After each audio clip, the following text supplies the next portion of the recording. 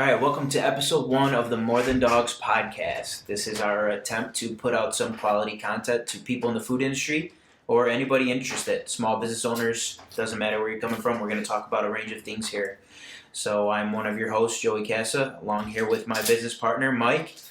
And we are going to be discussing today a little bit of our background, where we came from in regard to the food cart and what we're doing now. And the main topic's going to be a lot about all of the food supplies, storage supplies, equipment that we bring in order to help us be mobile.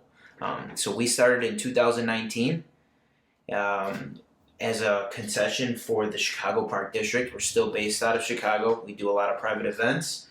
This is our 4th year.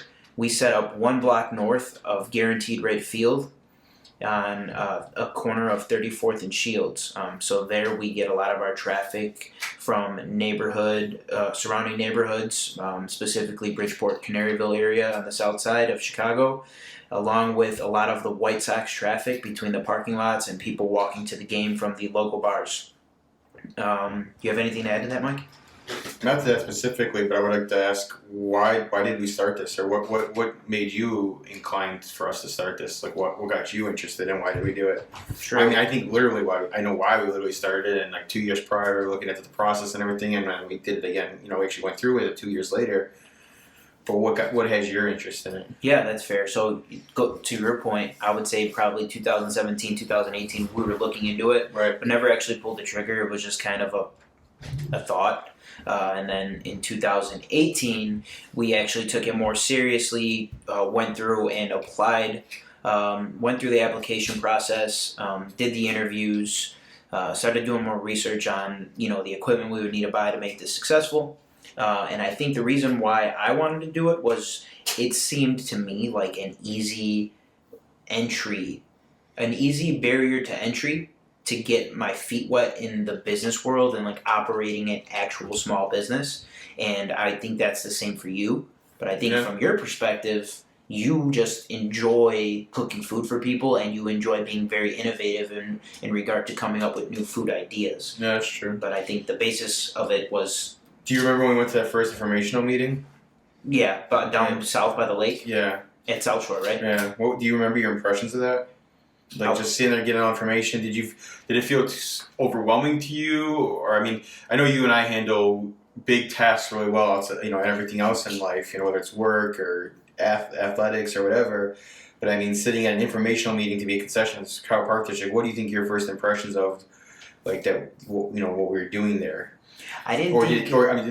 Did you feel less overwhelmed once we were there, and did your expectations get downsized? I guess would be another way to put that. I actually felt less overwhelmed because there was a range of people there. Going into it, or as a result? Going into it, I had no idea really what to expect. I felt like you and I were just kind of winging it there. Right. Like we knew we wanted to open up a hot dog stand and then kind of go from there. But when we got to the meeting and it was actually taking place, I felt less overwhelmed.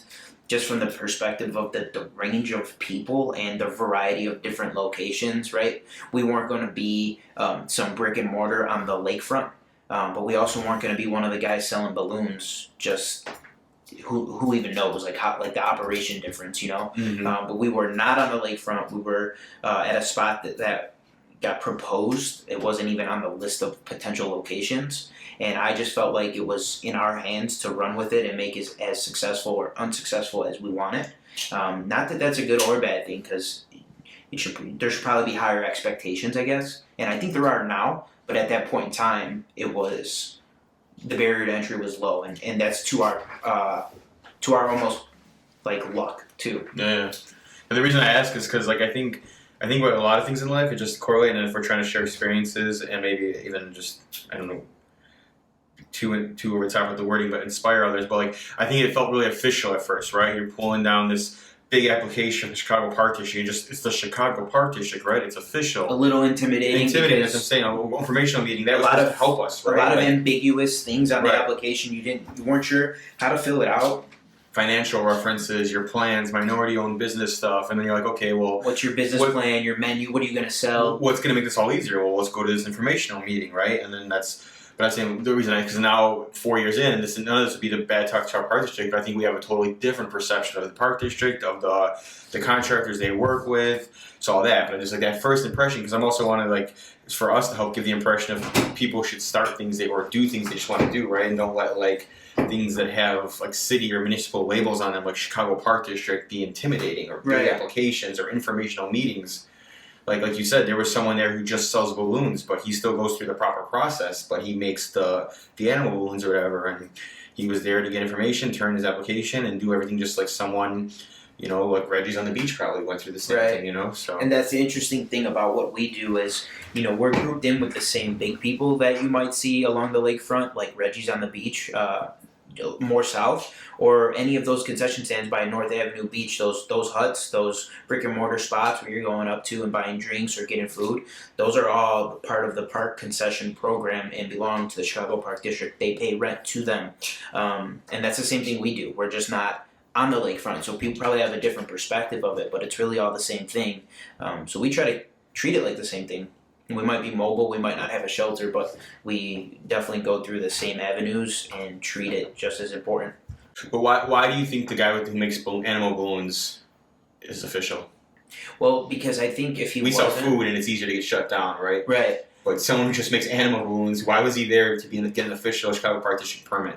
I never thought about that. There could be a number of reasons. I think he could definitely do it illegally without being a park concession vendor. But he also runs the risk of getting in trouble, and maybe that person, maybe he makes decent money, and maybe he doesn't want that money taken away due to fees or, by breaking the law or anything, and maybe he has a family at home that he's trying to provide for, and it could set him back more if he didn't go through the proper, loopholes, the proper applications.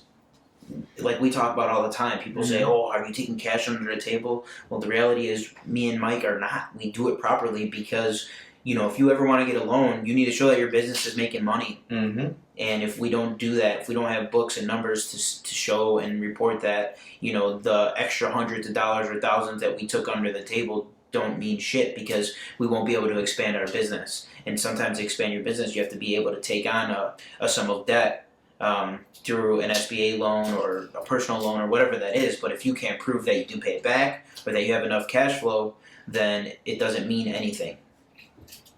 Cool, man. And I felt like just to go back to the information meeting, I felt like that was quickly demystified, right? And I felt a lot less overwhelmed. And it was nice to ask them all questions in person, but seeing no judgment of anyone, but seeing that we're all just normal people trying to do like a side hustle for a lot of people. I made it all feel a lot more real and possible, as opposed to thinking you had to have a restaurant going into this, or you had to have a full retail merch business going into this.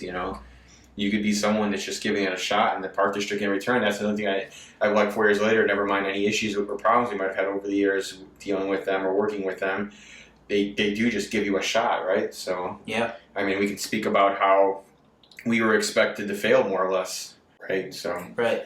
I mean, we were expected to fail because people have used that spot in the past and did not succeed. It was just very spotty, hit or miss, and in theory or just in a hypothetical scenario, you'd think that spot would be great because it's on the corner in between two White Sox parking lots, but historically it didn't do well, and they warned us about that. They were hesitant to let us do it, but we carried ourselves well in our interviews and conversations with them, and they gave us a shot. Yeah. That's why that location wasn't even on the list. We had to propose it to be. That's kind of how we got into it all.